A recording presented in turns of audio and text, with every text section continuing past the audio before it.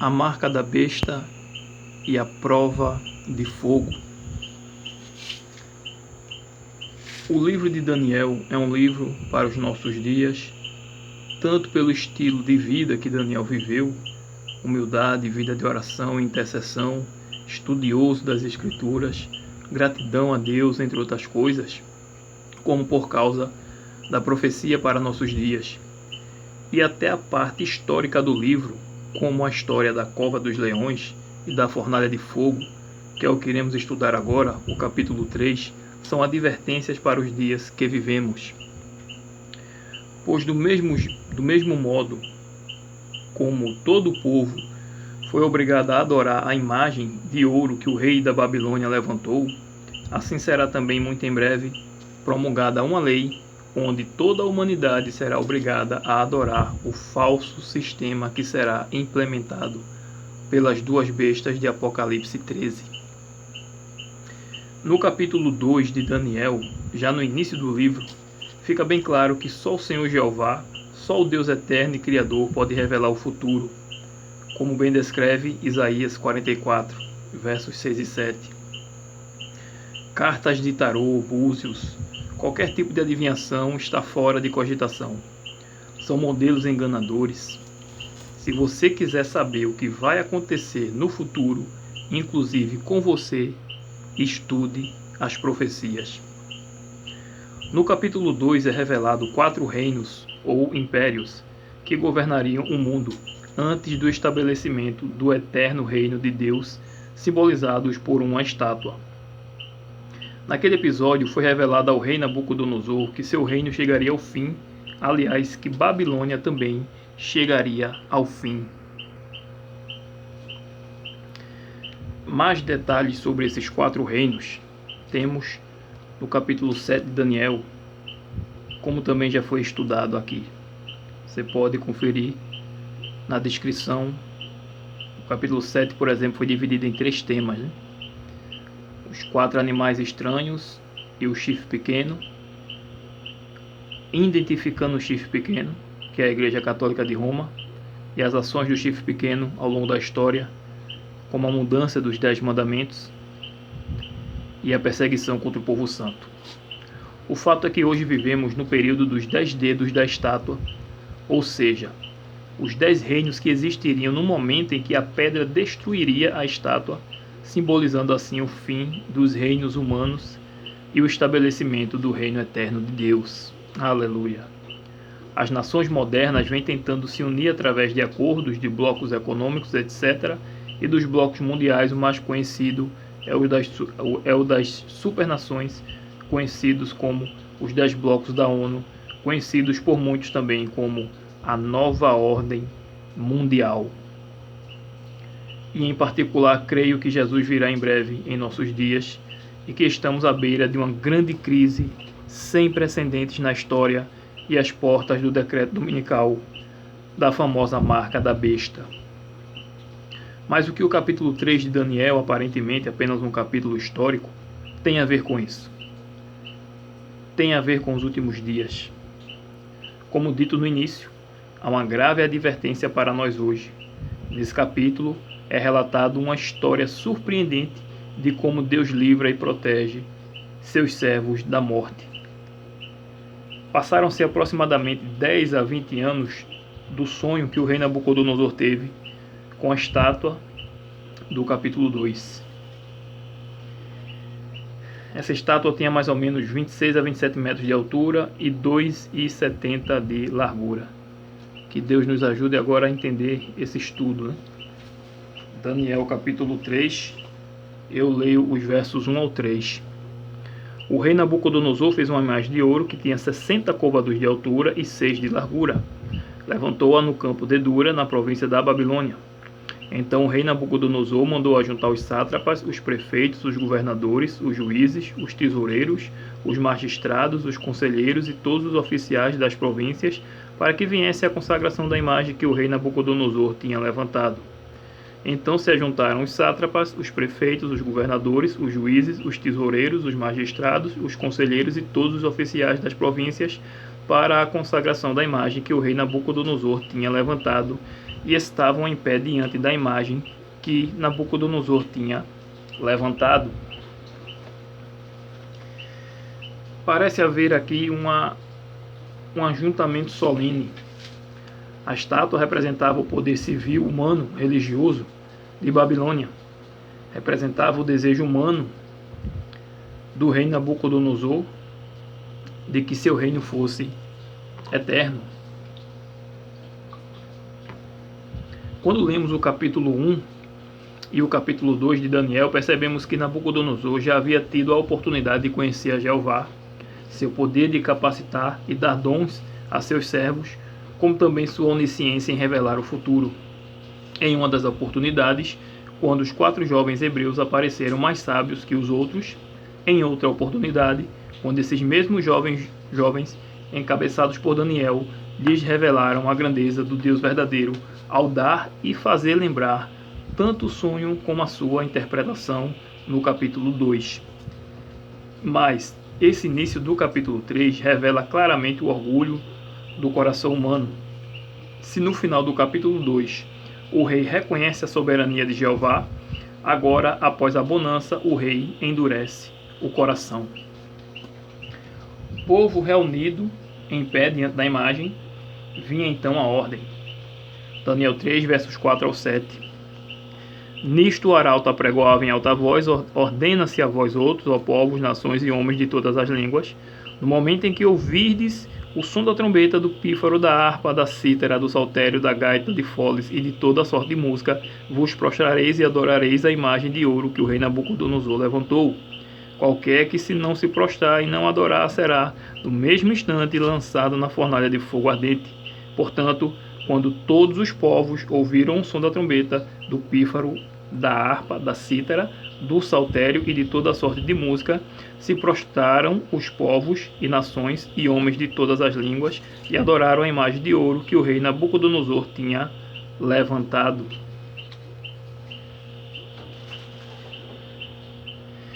Portanto, temos aqui uma adoração forçada. Mas houveram 3 jovens que, mesmo em face da morte, em face de serem lançados na fornalha para serem queimados vivos, não se curvaram. Aleluia!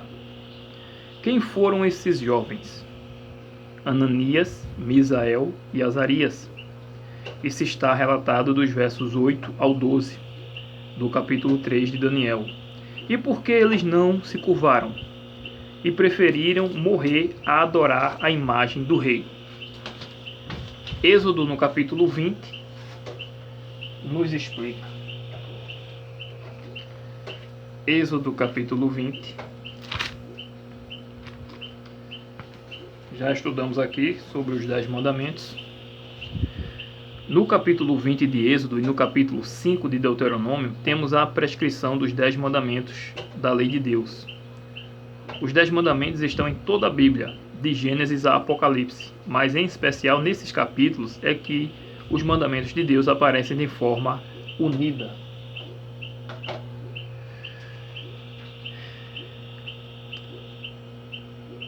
Vamos ler o primeiro mandamento. Êxodo 20 e o verso 3 é dito: não terás outros deuses diante de mim. Ou seja, somente a Deus é que podemos adorar, glorificar e dirigir nossas orações e nosso louvor. Eu não posso servir a Deus e ter outros deuses, outros ídolos a quem eu reverencie ou adore ou idolatre. Nós fomos feitos para honrar, glorificar e adorar e servir a Deus, a Jesus. E o mundo hoje está aí, afundado em idolatria de todos os tipos. O segundo mandamento, Êxodo 20, dos versos 4 ao 6. Não farás para ti imagens de escultura, nem semelhança alguma do que é em cima nos céus, nem embaixo na terra, nem nas águas debaixo da terra.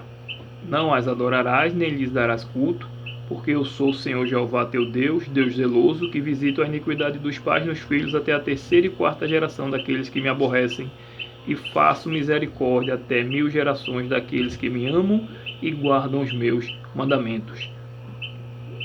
Do 4 ao 6. Esse é o segundo mandamento. Por isso os jovens não se prostraram, eles sabiam bem que toda aquela solenidade era pecaminosa. Por isso também que missa é idolatria, fazer orações a santos, procissões, seja o que for, é pecado. É importante dizer que muitos hoje dentro da Igreja Católica que servem a Deus em verdade estão sendo enganados pela doutrina e pelos dogmas. Não iremos detalhar aqui como ocorreu, como foram implementadas as falsas doutrinas na Igreja, porém, você pode conferir o estudo, onde é dito as ações do chifre pequeno, estará também na descrição do link. E também podemos adiantar que, se você pegar qualquer Bíblia e qualquer catecismo e comparar se os 10 mandamentos ensinados no catecismo estão de acordo com os 10 mandamentos bíblicos, então veremos claramente que o segundo mandamento bíblico, que proíbe e condena o uso de imagens como objeto de culto, foi excluído ou não existe no catecismo. Além disso, o quarto mandamento, que requer a observância do dia de sábado como dia solene e especial de culto e adoração a Jeová, foi substituído pelo primeiro dia da semana, o domingo. Mas falando especificadamente do segundo mandamento, no caso da imagem babilônica, fica bem claro que a grande questão era a adoração. Vejamos, por exemplo, o diálogo entre Nabucodonosor e os jovens. Voltando para Daniel, no capítulo 3, e os versos agora 13 ao 18. Nessa frieza, a Bíblia ela está colando as páginas. Tem aquelas páginas que são bem estudadas. Daniel 3, verso 13 ao 18. Quando Nabucodonosor ficou sabendo, que os jovens não iriam se curvar à sua imagem, diz aqui: então Nabucodonosor, irado e furioso, mandou chamar Sadraque, Mesaque e Abednego, que foram os nomes pagãos que ele mesmo deu, capítulo 1, e trouxeram a estes homens perante o rei. Sadraque, Mesaque e Abednego, Misael, Ananias e Azarias. E falou Nabucodonosor e lhes disse: é verdade, ó Sadraque, Mesaque e Abednego, que vós não servis a meus deuses, nem adorais a imagem de ouro que levantei? Agora, pois, estáis dispostos e, quando ouvirdes o som da trombeta, do pífaro, da cítara, da harpa, do saltério, da gaita de foles, prostrai-vos e adorai a imagem que fiz. Porém, se não a adorardes, sereis no mesmo instante lançados na fornalha de fogo ardente. E quem é o Deus que vos poderá livrar das minhas mãos? Responderam Sadraque, Mesaque e Abednego ao rei: ó Nabucodonosor, quanto a isto não necessitamos de te responder. Se o nosso Deus, a quem servimos, quer livrar-nos, ele nos livrará da fornalha de fogo ardente e das tuas mãos, ó rei. Se não, fica sabendo, ó rei, que não serviremos a teus deuses, nem adoraremos a imagem de ouro que levantastes. Além de ficar bem nítido que a questão era a adoração, aparentemente parece que o rei gostava muito deles, pois mesmo enfurecido, a ordem era para lançarem eles imediatamente. Verso 6.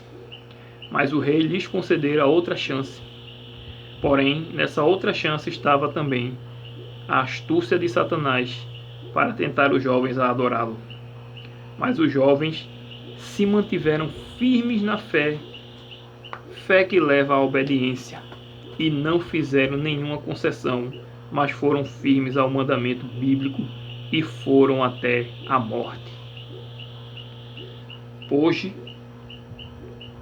infelizmente, muitos estão dispostos a negociar sua fé.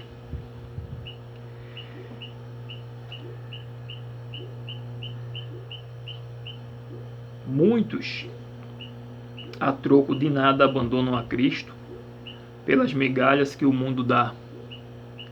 Se misturam com as trevas, fazendo parte delas, ao invés de serem luz, e acham que ainda assim podem obter o dom gratuito de Deus, a vida eterna.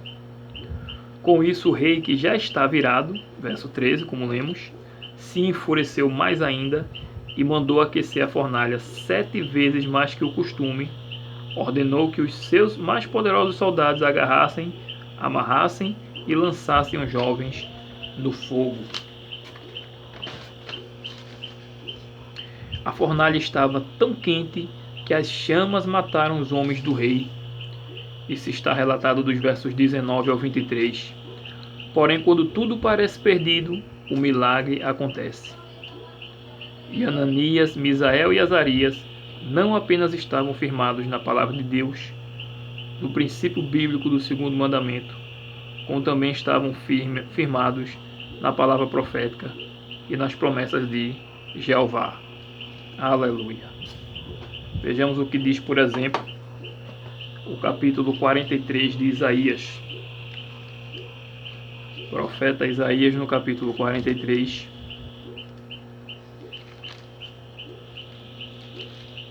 é dito no verso 2: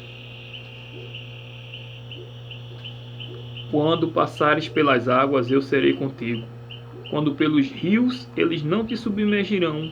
Quando passares pelo fogo, não te queimarás, nem a chama arderá em ti. Aleluia. Do capítulo 40 ao 46 de Isaías, temos um contexto bastante forte. A soberania do Senhor Deus e a exortação a confiar nele, em suas promessas. E nesse momento de maior prova na vida desses hebreus, se no capítulo 1 decidiram ficar firmes aos princípios bíblicos em relação ao alimento, se no capítulo 2 buscaram respostas por meio da oração, agora também no capítulo 3 confiaram também nas promessas de livramento e foram firmes com o Senhor até a morte. E em resposta a tamanha confiança e lealdade, o próprio Senhor Jesus veio em defesa de seus humildes e corajosos servos. Aleluia. E eles escaparam da morte. Daniel 3, agora nos versos 24 e 25.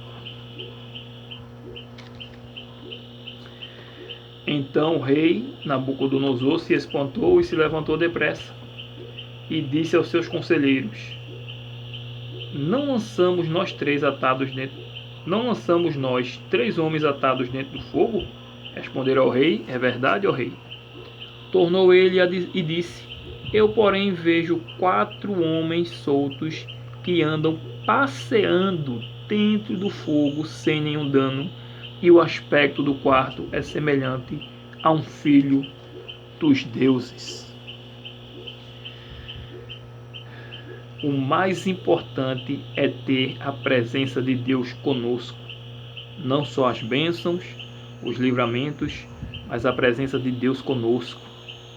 Ele prometeu: Eis que estou convosco todos os dias até a consumação dos séculos. Amém. Mas para isso é necessário que você queira. Ele, Jesus, diz: Eis que estou à porta e bato. Se alguém abrir a porta, entrarei e cearei com ele e ele comigo.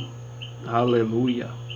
Ao vencedor, concederei que se assente comigo no meu trono, assim como eu venci e me assentei com meu Pai no seu trono. Apocalipse 3, versos 20 e verso 21. Jesus viveu uma vida sem pecado, obediente e submissa ao Pai e aos seus mandamentos. João 15, verso 10. E nós também podemos vencer. Obviamente que não vamos viver sem pecar, mas se nos firmarmos na palavra de Deus, nos seus mandamentos, se abrirmos o coração para Jesus entrar e fazer morada, Ele nos dará poder para vivermos de forma pura e santa, firmados nele, na rocha eterna, e teremos, consequentemente, repulsa pelo pecado. Aleluia! Especialmente nesses dias turbulentos em que vivemos, quando essa adoração forçada for imposta, dessa vez não será levantada uma estátua, mas será levantada uma lei que se oporá contra os mandamentos de Jeová. Prestemos atenção mais uma vez, dessa vez agora no verso 1 do capítulo 3 de Daniel. É dito: o rei Nabucodonosor fez uma imagem de ouro que tinha 60 côvados de altura e 6 côvados de largura. Vemos na medida da estátua 6 por 60. Vemos que esses números não foram escolhidos aleatoriamente, mas representam o ciclo dos deuses babilônicos.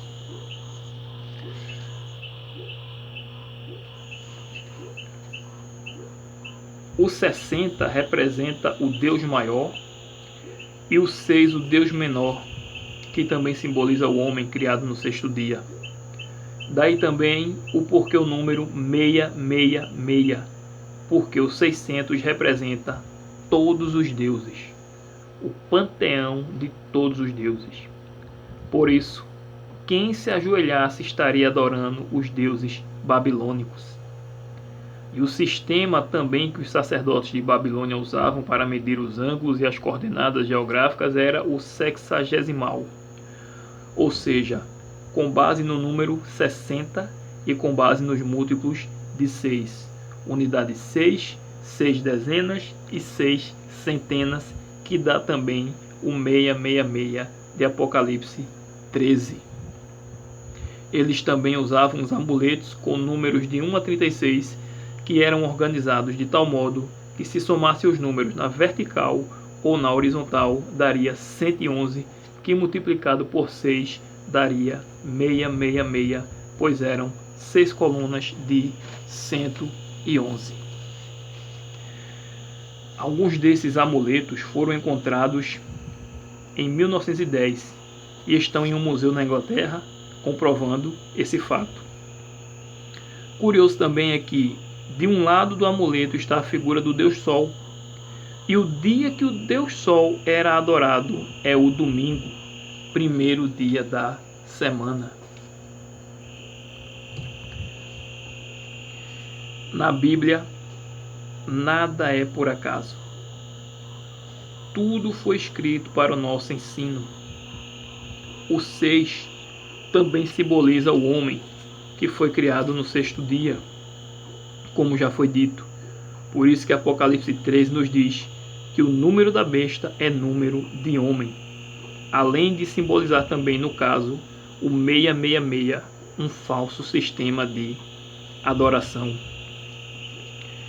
E o que muitos confundem é na hora de fazer esse cálculo. Quando a Bíblia diz que quem tem entendimento calcula o número da besta, e o seu número é 666. Mas esse cálculo é uma combinação. E quando a palavra é dita, aquele que tem sabedoria, nós devemos prestar atenção nas expressões ou textos paralelos. A Bíblia diz que, em Daniel 12, que os sábios entenderão.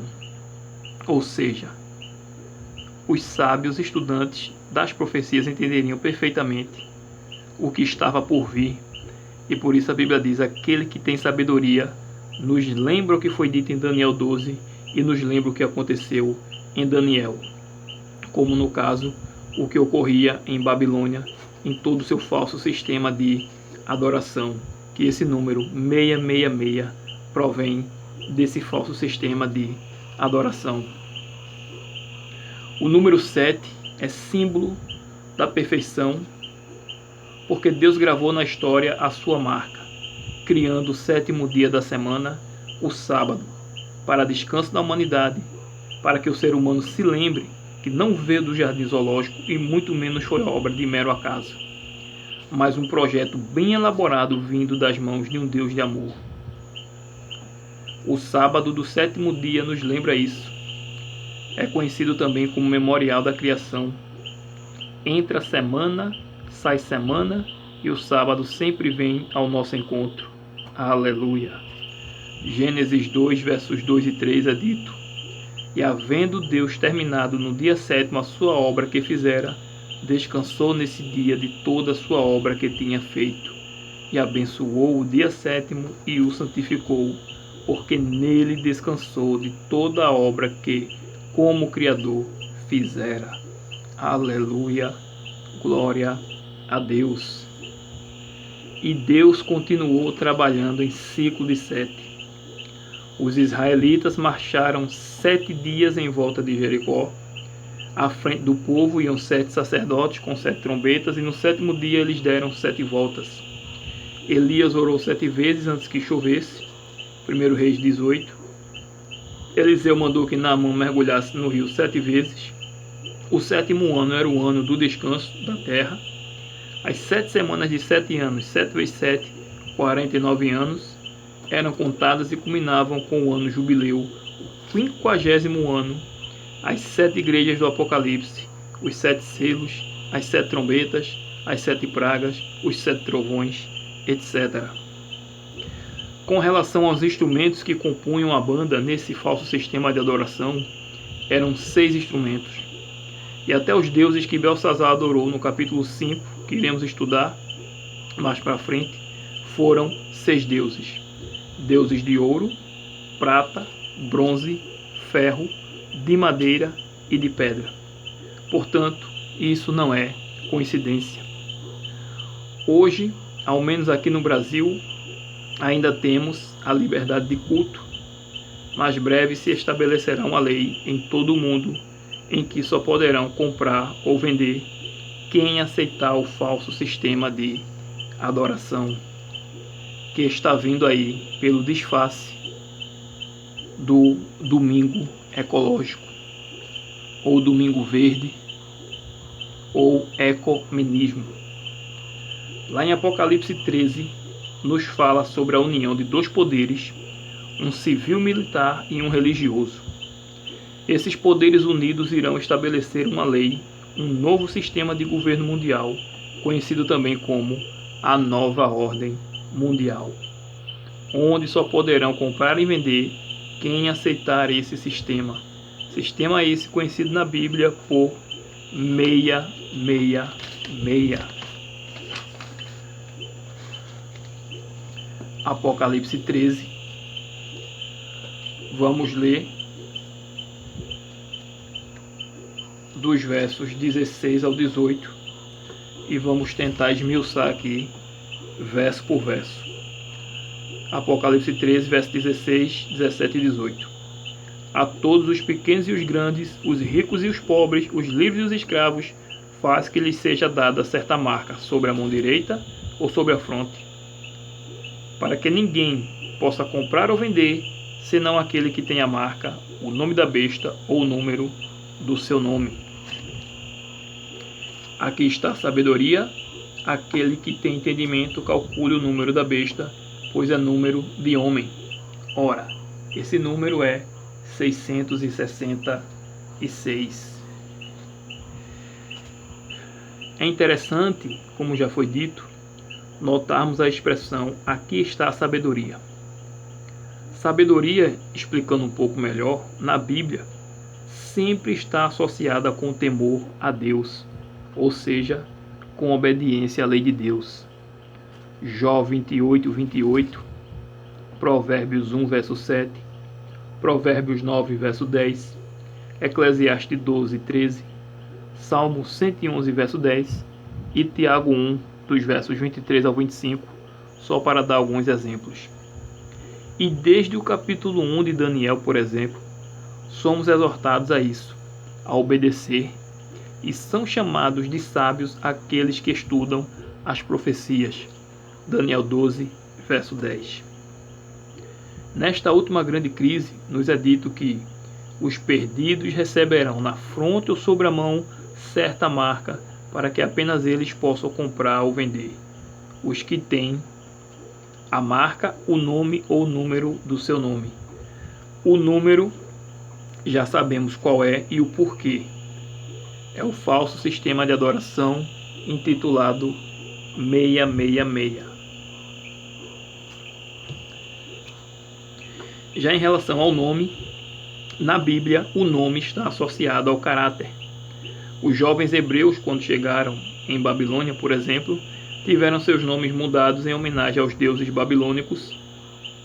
Satanás pretendia com isso confundir-lhes a mente e fazer com que se esquecessem de suas identidades, suas origens, esquecer ao Deus que o serviam.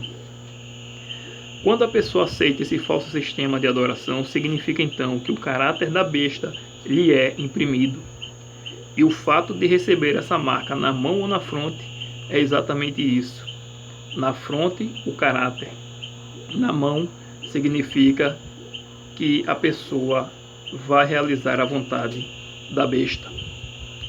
A expressão na fronte ou na mão é uma alusão ao que Moisés advertiu o povo de Israel antes de entrarem na terra prometida, exortando o povo à obediência. Deuteronômio, no capítulo 6, é dito o seguinte, dos versos 4 ao 8. Ouve Israel, o Senhor Jeová, nosso Deus é o único Senhor. Amarás, pois, o Senhor Jeová, teu Deus, de todo o teu coração, de toda a tua alma e de toda a tua força.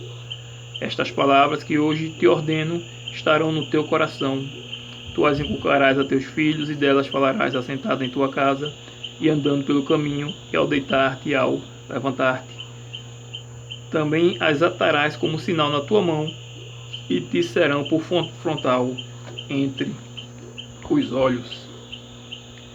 Portanto, é uma forma simbólica de expressar o amor ao verdadeiro Deus e de que forma demonstramos esse amor de forma literal, guardando os seus mandamentos. João 14, verso 15, Jesus nos diz: se me amais, guardais os meus mandamentos. E é isso que vai estar em jogo, a adoração. Por exemplo, lá em Êxodo 13 e no verso 19 também fala a respeito disso, e que toda a questão de fato é a adoração. Êxodo 13, verso 9. E será como sinal na tua mão e por memorial entre teus olhos, para que a lei do Senhor Jeová esteja na tua boca, pois com mão forte o Senhor Jeová te tirou do Egito. A quem você serve, a quem você ama. E assim como aos hebreus o ponto culminante envolvia a adoração simbolizada no segundo mandamento, assim será também na última crise. Portanto, um dos mandamentos de Deus será a pedra de toque. E esse mandamento será o quarto mandamento, que requer a observância do sábado.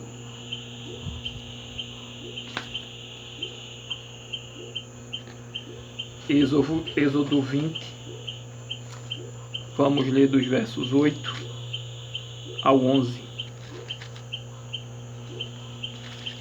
Outra coisa, né?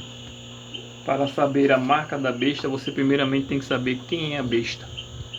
Já foi desmistificado aqui que a besta, de fato, é a igreja de Roma. E qual é o sinal de sua autoridade?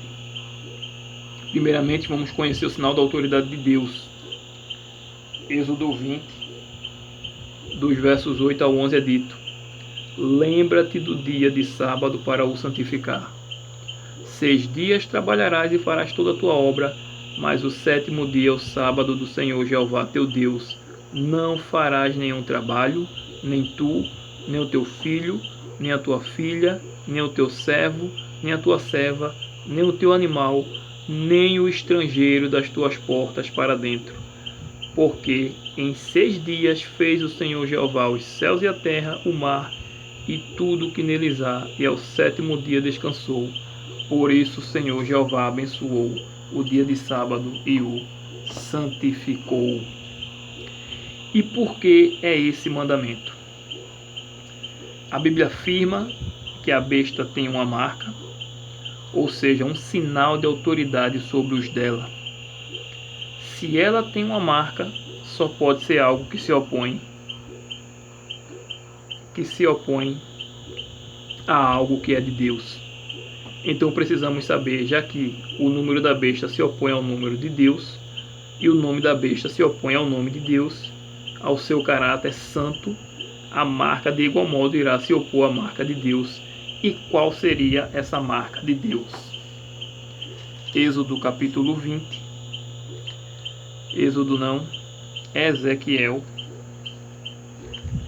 Ezequiel no capítulo 20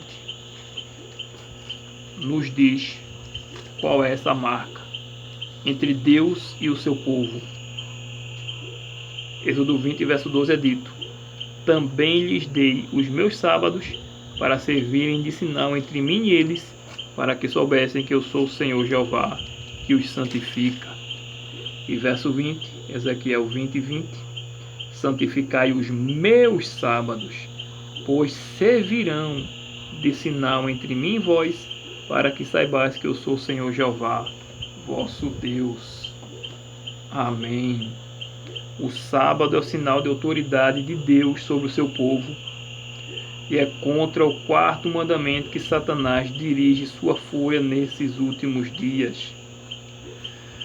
Os dois poderes que se unem em Apocalipse 13 são a besta do mar, o Vaticano, o Papado, e os Estados Unidos da América, que é a besta da terra. E hoje, com o passar dos noticiários, vemos que, enquanto o Vaticano é aquele que governa as religiões, os Estados Unidos é aquele que é o defensor, digamos assim, o líder mundial em defesa da natureza, do meio ambiente. Tudo vem se cumprindo. O Papa Francisco vem unindo todas as religiões, na verdade já uniu, inclusive outros também vêm sendo escolhidos pelo Vaticano, mesmo sem precisar se converterem, como ateus, comunistas, movimentos LGBT e etc. O Vaticano está abraçando a todos por meio do carisma, da simpatia do Papa Francisco. Ninguém será obrigado a aceitar os dogmas católicos, aceitar a adoração de Maria, etc. Basta aceitar o sinal de sua autoridade do mundo cristão, o dia que Roma estabeleceu como dia santo, o domingo. Dia esse que agrada os evangélicos, que agrada a todas as religiões e agrada também aqueles que não têm religião nenhuma. A Igreja Católica diz que o domingo é santificado por conta da ressurreição de Jesus, mas além de não haver base bíblica para isso, o simbolismo da ressurreição de Jesus é o batismo nas águas. Romanos 6, verso 3 e 4 e Colossenses 2, verso 12. O domingo, além disso, teve origem no mistério da iniquidade, quando as práticas e doutrinas pagãs começaram a entrar na igreja cristã.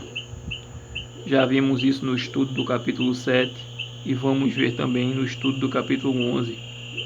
O domingo era o dia da festividade pagã, é o dia do Deus Sol, o Deus adorado no Império Romano por Constantino.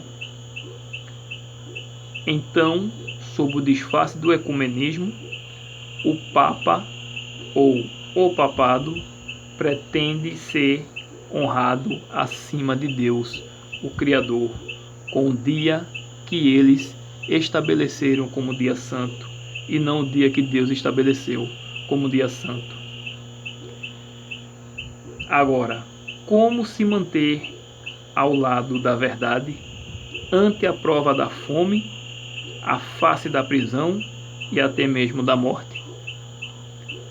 Como fazer para ter o nome de Cristo na fronte e sermos selados pelo selo do Deus vivo? Como fazer para termos a firmeza dos jovens hebreus? Fazendo o que eles fizeram quando chegaram em Babilônia. Ficaram ao lado da verdade, foram fiéis a Deus. E para isso é necessário fazer o que eles faziam. Eles conheciam as Escrituras, as profecias, as promessas. Eles tinham comunhão com Jeová por meio da oração. Apocalipse 14. Logo após João ver aquelas cenas assustadoras do capítulo 13, ele vê uma cena gloriosa. Apocalipse 14. Sempre que você estuda a Bíblia é interessante você perceber o verso que vem antes, que vem depois, ou capítulos anteriores, como no caso o capítulo 14, que é uma continuação do capítulo 13, a resposta ao capítulo 13, a perseguição que a igreja sofreria no capítulo 13, João vê, e depois ele vê essa cena gloriosa. Apocalipse 14, eu leio dos versos 1 ao 3. Olhei e eis o Cordeiro em pé sobre o monte Sião, e com ele 144.000, tendo na fronte escrito o seu nome e o nome de seu pai. Ouvi uma voz do céu, como voz de muitas águas, como voz de grande trovão. Também a voz que ouvi era como de harpistas, como tangem a sua harpa. Entoava um novo cântico diante do trono, diante dos 4 seres viventes e dos anciãos, e ninguém pôde aprender o cântico, senão os 144.000 que foram comprados da terra. João vê uma classe de pessoas que não se curvaram ao falso sistema e se mantiveram firmes com Jesus. Tinha em suas frontes o nome de Deus e do Cordeiro, um povo puro e santo. Versos 4 e 5 de Apocalipse 14, responde quem são estes. Quem são os 144.000? São estes os que não se macularam com mulheres, porque são castos. São eles os seguidores do Cordeiro, por onde quer que vá. São os que foram redimidos dentre os homens, primícias para Deus e para o Cordeiro. E não se achou mentira na sua boca, não tem mácula. Essas são as características do povo que vai vencer nesse tempo do fim. Comunhão com Jesus. Jesus Cristo estará conosco e nos dará poder, mas a decisão é nossa. É uma decisão diária. Tome a cada dia sua cruz e siga a Jesus Cristo. Se afaste de tudo que te afasta de Deus e polui tua mente. E se prepare para a eternidade. Os tempos de provação que estão por vir contra nós vai requerer uma fé que não vacile, uma fé que nos dê poder para não ficarmos amedrontados, pois não poderemos fazer a mínima concessão. A verdade deve ser obedecida, mesmo que custe nossa própria vida. Não devemos temer aqueles que podem tirar nossa vida, mas não podem tirar nossa salvação. Devemos temer e glorificar a Jesus. Amém. Ninguém vai ganhar uma fé poderosa assistindo programas de TV que nada tem a ver com a salvação. Vejamos, por exemplo, a história de Moisés. Lá em Hebreus 11, para encerrar, é dito o seguinte sobre Moisés.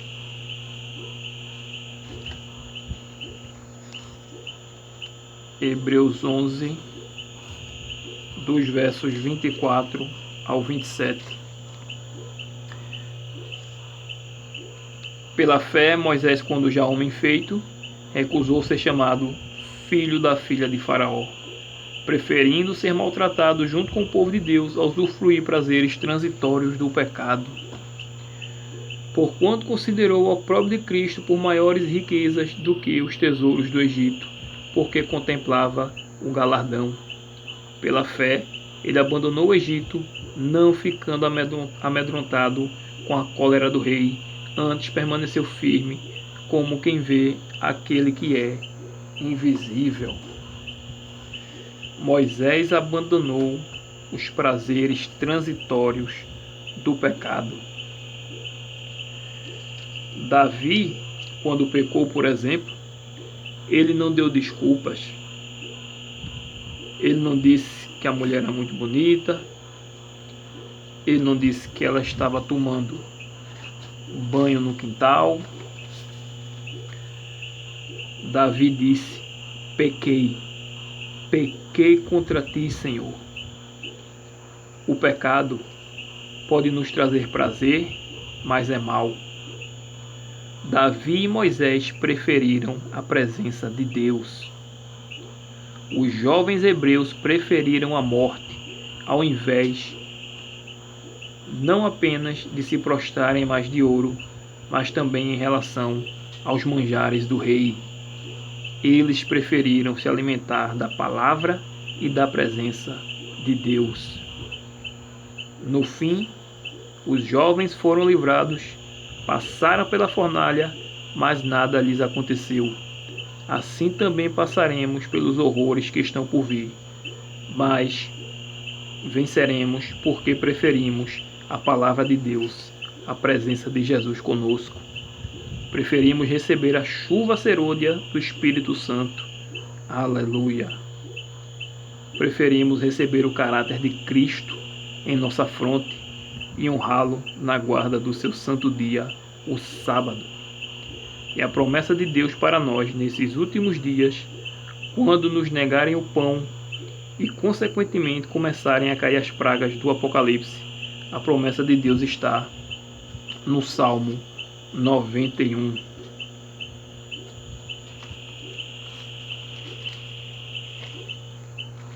Salmo 91, agora sim, para encerrar, verso 1 e verso 2.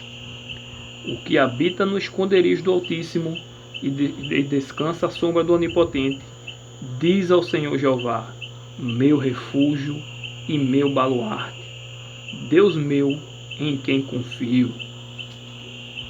Versos 7 ao 11. Caiam 1000 ao teu lado e 10.000 à tua direita, tu não serás atingido. Somente com os teus olhos contemplarás e verás o castigo dos ímpios. Esse texto é para as pragas, não é para a Covid. Covid está morrendo quem é crente e quem não é crente. Mas o texto diz: caiam 1000 ao teu lado e 10.000 à tua direita, tu não serás atingido. Somente com os teus olhos contemplarás e verás o castigo dos ímpios. Verso 9. Pois disseste: o Senhor Jeová é o meu refúgio, fizeste do Altíssimo a tua morada. Nenhum mal te sucederá, praga nenhuma chegará à tua tenda, porque aos seus anjos dará ordem a teu respeito, para que te guardem em todos os teus caminhos. Versos 14 ao 16. Porque a mim se apegou com amor, eu o livrarei, pô-lo-ei a salvo, porque conhece o meu nome. Você que conhece o caráter de Deus, que sabe que Ele não muda, com toda injustiça que há no mundo, você sabe que Ele é bom, Ele é amor, e Ele estabeleceu o sábado e não o domingo como dia santo. Verso 15. Ele me invocará e eu lhe responderei. Na sua angústia eu estarei com ele, livrá-lo-ei e o glorificarei. Na sua angústia, na grande provação que há que vir sobre o mundo, e aceitar ou não aceitar a marca da besta, quando lhe negarem o pão, Deus lhe responderá: na tua angústia e na minha angústia estará conosco e nos livrará e nos glorificará. Verso 16. Saciá-lo-ei com longevidade e lhe mostrarei a minha salvação. Portanto, Não tema o que está por vir. Se apegue a Deus, confie nele, confie nas suas promessas e seja fiel a Deus acima de todas as coisas. Que a paz de Jesus esteja contigo, esteja com todos nós. Amém.